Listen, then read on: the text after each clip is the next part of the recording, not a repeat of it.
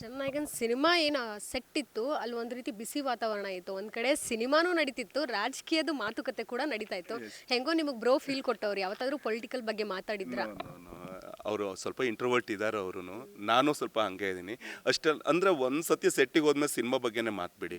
ಅವರು ಪರ್ಸ್ನಲಿ ಅವ್ರು ಮಾತಾಡ್ಕೋಬೋದು, ಅಥವಾ ನಾವು ಅಲ್ಲಿ ಸಿನಿಮಾ ಬಿಟ್ಟು ಬೇರೆ ಅವರು ಅದ್ರ ಬಿಟ್ಟು ಬೇರೆ ಏನೂ ಮಾತಾಡ್ತಿಲ್ಲ. ಅವ್ರು ರಿಹರ್ಸಲ್ಲೇ ಇರ್ತಿದ್ರು, ಜಾಸ್ತಿ ರಿಹರ್ಸಲ್ ಮಾಡ್ಕೊತಾ ಇದ್ರು. ನಂಗೆ ಅವ್ರು ನೋಡಿದಾಗೆಲ್ಲ ಅಪ್ಪು ಸರ್ ನೆನಪಾಗೋದು ನಿಜವಾಗ್ಲೂ.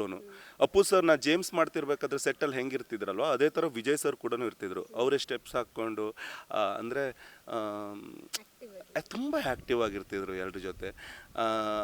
ನಾವು ಆ್ಯಕ್ಟ್ ಮಾಡ್ತಿರ್ಬೇಕಾದ್ರೂ ಅವ್ರ ಹತ್ರ ಸಜೆಷನ್ ಕೇಳೋದಾಗಲಿ, ಅಥವಾ ನಾನು ಅವರಿಗೆ ಅಂದರೆ ನಾನು ಕೂಡ ಕೊಡಬೇಕಾಗತ್ತೆ, ಅವ್ರಿಗೆ ಕಂಫರ್ಟ್ ಝೋನ್ ಕೊಡಬೇಕಾಗತ್ತೆ. ಯಾಕಂದರೆ ದೊಡ್ಡ ಕಲಾವಿದರು, ನಿಮ್ಗೆ ಗೊತ್ತಾಗತ್ತಲ್ವ ಅಲ್ಲಿ. ಅಂದರೆ ತುಂಬ ಮೇಜರ್ ಸೀಕ್ವೆನ್ಸ್ ಇದ್ದಾಗ ಕೋರ್ಡಿನೇಷನ್ ಮಾಡ್ಕೊಳ್ಳದೆ ಆ್ಯಕ್ಟ್ ಮಾಡೋಕ್ಕಾಗಲ್ಲ. ಸೊ ಆ ವಿಚಾರದಲ್ಲಿ ವಿಜಯ್ ಸರ್ ನಂಗೆ ತುಂಬ ಸಪೋರ್ಟ್ ಮಾಡಿದ್ದಾರೆ.